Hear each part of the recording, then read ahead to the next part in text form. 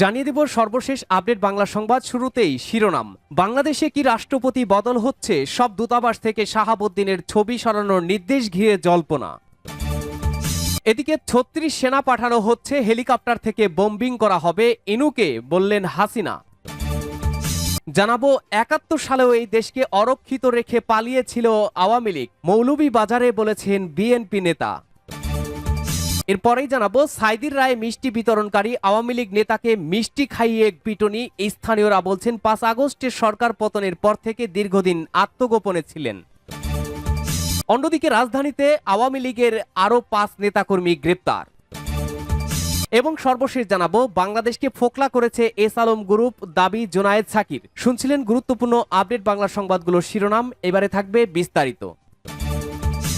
বাংলাদেশে কি রাষ্ট্রপতি বদল হচ্ছে? সব দূতাবাস থেকে শাহাবুদ্দিনের ছবি সরানোর নির্দেশ ঘিরে জল্পনা। বাংলাদেশের রাষ্ট্রপতি মোহাম্মদ শাহাবুদ্দিনকে কি সরিয়ে দেওয়া হচ্ছে?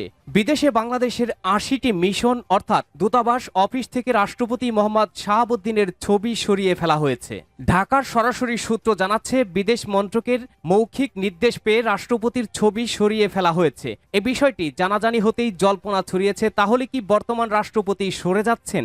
সংবিধান অনুযায়ী রাষ্ট্রপতি নিজে না চাইলে তাকে মেয়াদ শেষের আগে সরানো কঠিন। তিনি গুরুতর অসুস্থ, বড় ধরনের অপরাধে জড়িয়ে না পড়লে অন্তর্বর্তী সময়ে সরে যাওয়ার সুযোগ নেই। যদিও রাজনৈতিক কারণে বহু রাষ্ট্রপতিকে অতীতে মাঝপথেই সরে যেতে হয়েছে, তবে কোনো ক্ষেত্রেই পদত্যাগের আগে কোনো রাষ্ট্রপতির ছবি সরানোর নজির নেই। কেউ কেউ তাই এমনও বলছেন রাষ্ট্রপতির ছবি বদল করা হতে পারে, তাই হয়তো মৌখিকভাবে ঢাকা থেকে ছবি সরানোর নির্দেশ দিয়েছে পররাষ্ট্র মন্ত্রক। তবে আওয়ামী লীগের সময়ে নিয়োগ পাওয়া রাষ্ট্রপতি শাহাবুদ্দিনকে সরানোর দাবিতে বারে বারে সরব হয়েছে জাতীয় নাগরিক পার্টি। সরকার তাদের দাবির কাছে নতি স্বীকার করছে কিনা তা এখনো স্পষ্ট নয়। ২০২৩-এ রাষ্ট্রপতি হওয়া শাহাবুদ্দিনের মেয়াদ ২০২৮-এর অক্টোবরে শেষ হওয়ার কথা রয়েছে। ৩৬ সেনা পাঠানো হচ্ছে, হেলিকপ্টার থেকে বোম্বিং করা হবে, ইনুকে বলেছেন হাসিনা। সাবেক তথ্যমন্ত্রী ও জাতীয় সমাজতান্ত্রিক দল জাসদের সভাপতি হাসানুল হক ইনুর সঙ্গে শেখ হাসিনার কথোপকথনের একটি রেকর্ড ফাঁস হয়েছে।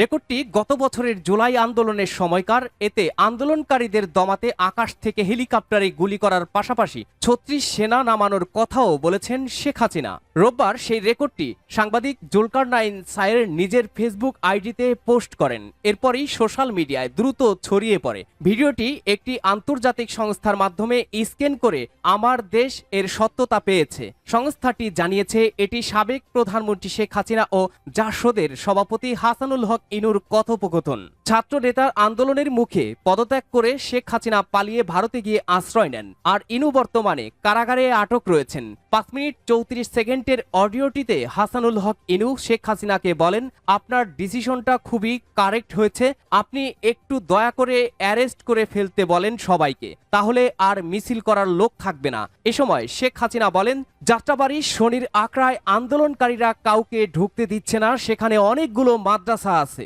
নারায়ণগঞ্জের মাদ্রাসার ছাত্ররা শনির আখড়ায় আর্মিকেও ঢুকতে দিচ্ছে না, তাই আমরা আকাশ থেকে ৩৬ সেনা নামাচ্ছি। আমি বলে দিয়েছি হেলিকপ্টার থেকে ৩৬ সেনা নামাতে আপনারা এই মেসেজটা দিয়ে দিতে পারেন। শেখ হাসিনার এই কথার জবাবে ইনুকে বলতে শোনা যায়, হেলিকপ্টার থেকে সাউন্ড গ্রেনেড মারলে তারা আর টিকে থাকতে পারবে না। কারফিউটা উঠে গেলেও যাতে তারা আর নামতে না পারে সেই ব্যবস্থাও নিতে হবে।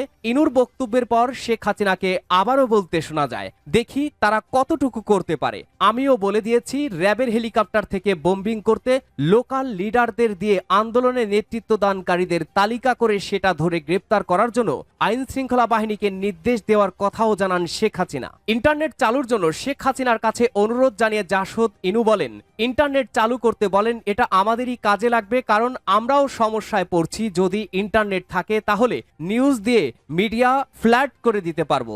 এ সময় হাসিনা বলেন, কিভাবে ইন্টারনেট চালু করব? ওরা তো ইন্টারনেট পুড়িয়ে দিয়েছে। এ সময় হাসিনা বলেন, ইন্টারনেট আমি আর চালু করতে পারবো না, অন্য সরকার এসে করলে চালু করবে। এ সময় ইনু বলেন, বাংলাদেশে আর অন্য কোনো সরকার আসবে না।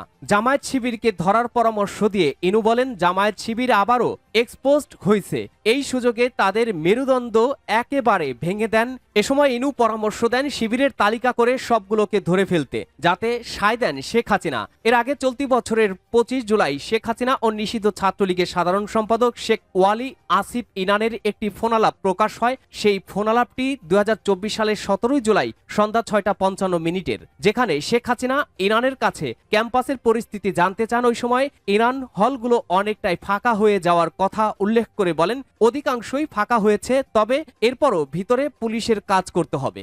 71 সালেও এই দেশকে অরক্ষিত রেখে পালিয়েছিল আওয়ামী লীগ। বিএনপির জাতীয় নির্বাহী কমিটির সাংগঠনিক সম্পাদক জি.কে. গৌস বলেছেন, 71 সালে এই দেশকে অরক্ষিত রেখে সেই সময়েও আওয়ামী লীগ পালিয়েছিল। রোববার দুপুরে মৌলভীবাজার জুড়ি উপজেলা বিএনপির দ্বিবার্ষিক সম্মেলনে প্রধান অতিথির বক্তব্যে একথা বলেন তিনি। শহীদ রাষ্ট্রপতি জিয়াউর রহমান নিজের জীবন বাজি রেখে নিজের স্ত্রী পুত্রদের কথা বিবেচনা না করে গর্জে ওঠে তিনি স্বাধীনতার ঘোষণা দিয়েছিলেন। এ হচ্ছেন বিএনপির প্রতিষ্ঠাতা চেয়ারম্যান শহীদ রাষ্ট্রপতি জিয়াউর রহমান। আওয়ামী লীগ যেখানে ব্যর্থ হয়েছে, বিএনপি সেখানেই সফল হয়েছে। তিনি আরো বলেন, আর আওয়ামী লীগ ভোটের অধিকার আর গণতন্ত্র হত্যা করে বিএনপির লাখ লাখ নেতাকর্মীর নামে গায়েবী মামলা, ভুতুরে মামলা, মিথ্যা মামলা, ঘটনা ছাড়া ভিত্তিহীন মামলা দিয়ে কোণঠাসা করার চেষ্টা করেছে, পাশাপাশি গুম করেছে, খুন করেছে। এত কিছু করেও বিএনপি কোনো নেতাকর্মীদের আওয়ামী লীগে ভেড়াতে পারেনি। এটাই হচ্ছে বিএনপির বেগম খালেদা জিয়া ও তারেক রহমানের রাজনীতি। তিনি বলেন, আওয়ামী লীগ পালিয়ে গেছে, কিন্তু সব আওয়ামী লীগ বাংলাদেশ থেকে পালিয়ে যায়নি। ওরা খোলস পাল্টেছে, ওরা নিজেরা বাঁচার জন্য এখন একটু থেমে আগাচ্ছে। এদের দিকে আমাদের বিশেষ খেয়াল রাখতে হবে। সাইদির রায়ে মিষ্টি বিতরণকারী আওয়ামী লীগ নেতাকে মিষ্টি খাইয়ে পিটুনি।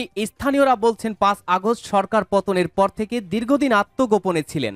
আন্তর্জাতিক অপরাধ ট্রাইব্যুনালে 71-এর যুদ্ধ অপরাধ মামলায় জামায়াতে ইসলামীর নায়েবে আমির দেলোয়ার হোসাইন সাইদির ফাঁসির রায়ের পর মিষ্টি বিতরণকারী পিরোজপুরের এক আওয়ামী লীগ নেতাকে মিষ্টি খাইয়ে পিটুনি দিয়ে পুলিশের কাছে হস্তান্তর করা হয়েছে।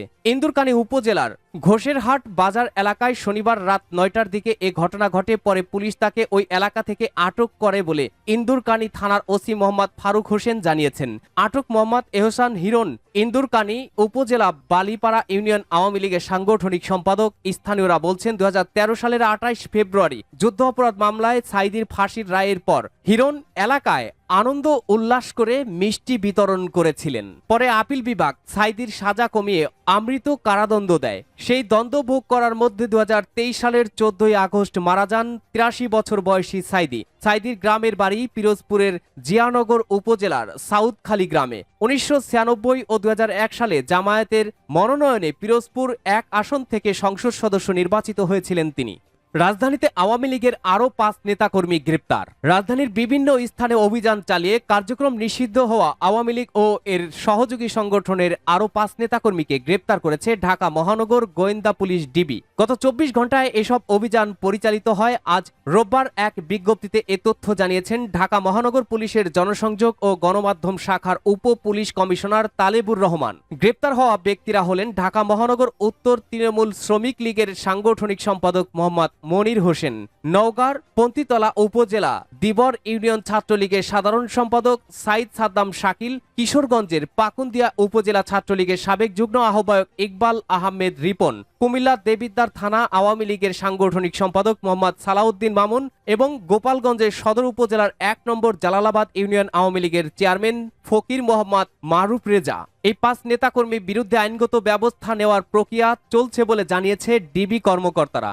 বাংলাদেশকে ফোকলা করেছে এস আলম গ্রুপ, বললেন জুনায়েদ সাকি। গণসংহতি আন্দোলনের প্রধান সমন্বয়কারী জুনায়েদ সাকি বলেছেন, অভ্যুত্থানের যে আকাঙ্ক্ষা সেটা হচ্ছে জনগণের স্বার্থ সমাধান। কতিপয় বড়লোক লুটেরা যারা জমিদারি বানাতে চেয়েছিল, সেটার বিরুদ্ধে আমাদের সন্তানেরা শত শত ভাই জীবন দিয়ে ইতিহাস সৃষ্টি করেছে। বাংলাদেশ পূর্ণ গঠন করতে চাইছে, সরকারের অগ্রাধিকার দেওয়া উচিত, যেখানে ভর্তুকি দিলে জনবান্ধব শিল্প কলকারখানা বেঁচে থাকবে। নতুন বাংলাদেশের স্বপ্ন দেখছে মানুষ, অতীত থেকে শিক্ষা নিতে হবে। তিনি আরো বলেন, ফ্যাসিস্ট সরকারের কাজই ছিল লুটে পুটে খাওয়া। এস আলম গ্রুপকে সাথে নিয়ে যারা শেতাবগঞ্জ সুগার মিল ও এর বিশাল সম্পদ গ্রাস করার ষড়যন্ত্র করেছিল, তারাই এই মিলটিকে বন্ধ করেছিল। অন্তর্বর্তীকালীন সরকার বন্ধ মিলগুলোকে চালুর যে সিদ্ধান্ত নিলেও অর্থ মন্ত্রণালয়ের অর্থ ছাড় না পাওয়ায় বন্ধ মিলগুলো চালু হচ্ছে না। তিনি জোর দিয়ে বলেন, শেতাবগঞ্জ চিনিকল পুনরায় চালুর বিষয়ে তার পক্ষ থেকে সরকারের কাছে আলোচনা করা হবে। এখানে কোনো বৈষম্য নয়, শ্রমজীবী ও কৃষকের কথা চিন্তা করেই ঐতিহ্যবাহী মিলটিকে অবিলম্বে চালুর জন্য জোর দাবি জানানো হবে। যে এস আলম গ্রুপ বাংলাদেশের হাজার হাজার কোটি টাকা বিদেশে পাচার করে দেশকে ফোকলা করেছে, সেই এস আলম গ্রুপের হাতেই দেশের চিনিকলগুলো তুলে দিতেই বন্ধ করার সিদ্ধান্ত নিয়েছিল ফ্যাসিস্ট হাসিনা সরকার।